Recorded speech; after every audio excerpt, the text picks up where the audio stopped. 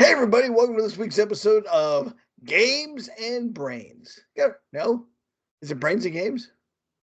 No? Is it top four? Yay! Hey! Welcome, everybody, to this week's episode of Top Four. You know, we could have just done them in a different order. Could have. Could have. But it wouldn't have made me look dumb. With me, despite my better interests, are my best friends. Josh, how you doing tonight, buddy? I'm doing good. Really? Because it looks like you're being held hostage by the Lone Ranger. Hasn't anybody helped that poor man? Isn't anybody going to help that poor man? Tommy, how you doing today, buddy? I'm doing okay. How are you doing, Tom? Are you sore? Not sore enough. Not sore enough. Mike, how you doing, bro? I'm doing fine. I apologize if anybody hears a cat purring because he won't get off my lap. No, you don't apologize for that. You never apologize for how cute that kitty is. He is adorable. Little pain in the ass that he is. Most cats are. So what we do every week on Top Four is we pick a category and we pick our top four of it. Mikey, what's the category this week? I don't know. Josh is the one who has the list. Top 4 Marvel TV shows. Ooh. Yeah, we were going over that, thinking there are a lot more than we think, and some of them were pretty good. Live action, right? Not live action, not cartoons. Yeah. And there were more, after we started going through the thing. There were quite a bit. Oh yeah, even before the whole Netflix rush, Disney rush. Yeah. Still some live. But I myself am going to go with the Netflix rush because one of my favorites till to this day is the Luke Cage.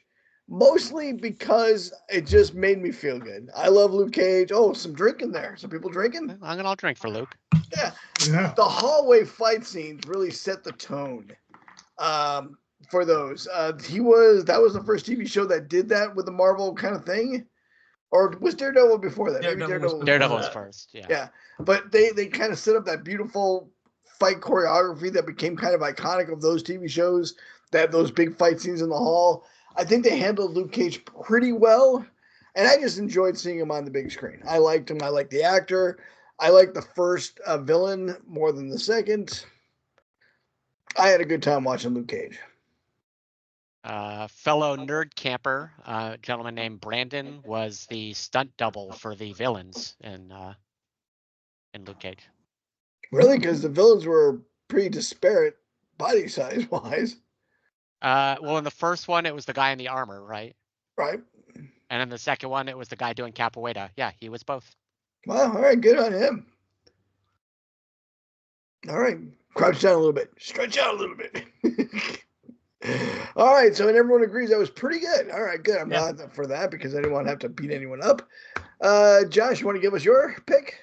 Yeah, I'm going with the first of the Netflix, Daredevil. Daredevil was great. It was fun. I enjoyed it. It was such a relief from the movie. One of the last movies we saw was not so much to everyone's taste. I enjoyed the fight scenes in the hallway. What did you like? I thought it really treated the character very well. Like, I like Daredevil as a character. He's, clearly not one of the big hitters. But it was really the first time we saw something from Marvel where we had a street-level character. We had the temptation and the outlook for all the characters to come. We knew we were pretty sure we were getting heroes for hire, right? So we knew it was coming. I was getting excited. And it was just a quality show. Writing was good. They got good actors. They did what they needed to do. Everyone was a solid, fleshed out character. They didn't just hover over one person. It was long enough and complicated enough where they had side stories and they traversed a lot of ground with him being a lawyer and being Daredevil and sort of just the little things that sort of added up to, little insider looks. Of course, we had Mike's favorite character, Stiltman, sit in the background in one of the scenes. There was just little things in it that there were little cookies for us. Yeah, Ketchup does so well fed though. And it was one of those shows, I think, as soon as you watched it, even if you had no idea who Daredevil was, very good show. It didn't require you to be a comic book aficionado in any way. Yep. And another one of those superhero TV shows where there was real skin in the game. He did not come out of these battles unscathed. No, and I also appreciated the fact that Daredevil has a lot of great storylines, and they drew from those storylines rather than ignoring those storylines or just mentioning them casually as it already happened. Well, I'm looking at you, Titans, you sons of bitches. Yeah, seriously. Daredevil is amazing. If in the Disney Plus reboot they decide to have a Spider-Man crossover, if they did the Sin Eater storyline, I would be very excited about that. They can't do the Sin Eater storyline. Oh, they can. Oh, they could. That was a good one. They have the technology. They have the Good technology. call. And then we get a Daredevil Spider-Man fight on screen. It'd be awesome. Yeah. Tommy, how about you, brother? Well, since Josh stole mine, I'm going to have to go with Hawkeye. Is that Marvel? The Marvel Christmas special. Yeah, Yeah, Marvel Christmas Christmas. special, Yeah. yes. Yeah. I enjoyed Hawkeye Me too. incredibly. Yeah, me too. I love that. For some dumb reasons, but I loved it. There were a lot of. I mean, they brought in the Tracksuit Mafia. They brought in Pizza Dog. They brought in a lot of good stuff. They kept some comedy there with the action. They brought in Kate Bishop, all drawing from the comic books of recent that made Hawkeye great. The only thing that they didn't have was the Sky Cycle. Kate Bishop strapped to that stupid grocery store horse. When everyone going, anyone got more quarters? And her look like, fucking guys. I mean, that's a throwback to one of my favorite Jennifer Connelly moments, right? So I don't know this. you don't know that it's the movie where they're like, she's like in basically a Walmart and they're trapped in there and they're like people trying to rob the store and she's friends with one of the guys and there's just a scene where she's riding one of those horses and that scene propelled a lot of the stuff in my childhood. I believe that was Business Opportunities or something like that, right? I'm going to look it up tonight. I know what you're talking about. I didn't know she rode a horse. Yeah, she just rode one of those little mechanical horses in that movie, and that moment stirred things. Your loins were girded. Moved me. All right, I guess that's our top four right off the bat. Whoa. What? That's only top three. We still have Mikey's pick. Yeah, I'm gonna continue with the love of the Netflix Marvel series. I'm gonna go with Jessica Jones. Probably the best in-depth character arc, dealing with the trauma that she had suffered and the PTSD as a result of the trauma and trying to then become a hero, even though she doesn't want to be a hero. Now, Mike, did you read the comic book first or see the series first? I read the comic book first. I did too, and I got to tell you, they didn't go directly from the comic book. That would have been pretty difficult, but they really captured the taste. Yeah. Even the art style kind of reflected in the series itself too. Yeah, in the comic book, she's even more self-destructive, if you can believe it, than she is in the TV show. There's a scene where some of her promiscuity is shown as a kind of her self-destructive, trying to just feel something, anything out there, because she felt so dead inside. And that was a hard couple of panels for me to read because it was just so raw. But I think that came across in the TV show also, and I really enjoyed it. Yeah, anybody who's watching who hasn't watched who has watched the show, if you haven't read the comic books, it's called Alias by Brian Michael Bendis. You really should do yourself a favor and check it out. Yeah, it's fantastic. Indeed.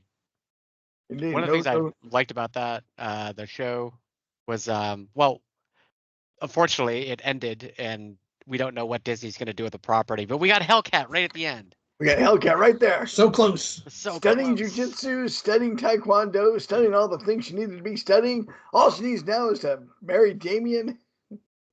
Go ahead, say something about psychotropic metal. Well, I mean, it's not. It's more like psychosensitive metal of his nether trident. That's all. probing the ground. That's all. It's just, it's. I knew you had to Do you do have something that about it, written so I let down you in know. front of you just in case you have to pull Yes, I that out? do. Every time. It's a quote you might want to memorize there, LT. Well, I guess that'll do it now, Yeah. right? I mean, it's a shame they never got Heroes for Hire together. We missed that primary character. I gotta say, I hate to say it, but I think Iron Fist was so bad it poisoned the well. Yeah, it was terrible.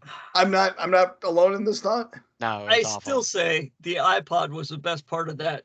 He Iron couldn't Fist even sit in the storyline. lotus position. Never mind do martial arts. That I hate that bothers me still, but it does. But it like does. you don't have to hire the world's greatest martial artist, No. even though, but he's got to be able to fake it well enough for the stunt double to take over. If you can't even sit in the lotus position, man, get somebody else in there. And it was years later, years after watching that show, where I realized he was Sir Loras from Game of Thrones, the Knight of Flowers. I didn't get. I was today's year old. Today's year old when I found out. All right, I learned something new. Thank you. Yeah. I liked him in Game of Thrones. So he was okay in that. I did too. Yeah. Yeah. Nothing against the actor, but I mean, he just it was the wrong casting. Yeah. Yeah, you gotta have some of the chops. But it was the right casting for that iPod. Yes.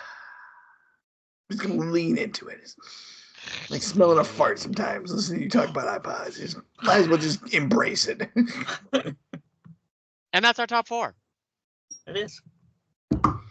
I want to thank everyone for using my favorite number for this podcast. You're welcome. This is going to be on our YouTube. so you get to see our faces. Yeah. I'd like to welcome everyone to enjoy my crazy hair, Mike's weird beard, Josh looking good and about to be shot by the... Once again, won't anybody help that poor man? I know. You're going to hear that joke in all 3 podcasts, so just deal with it. And Tommy being held in an undisclosed location that looks more like a closet than a room. Don't worry, Tom. Don't worry, LT. Hagrid will be there soon. It's true. Thank you from the Longbox Guys. Bye-bye. Bye-bye.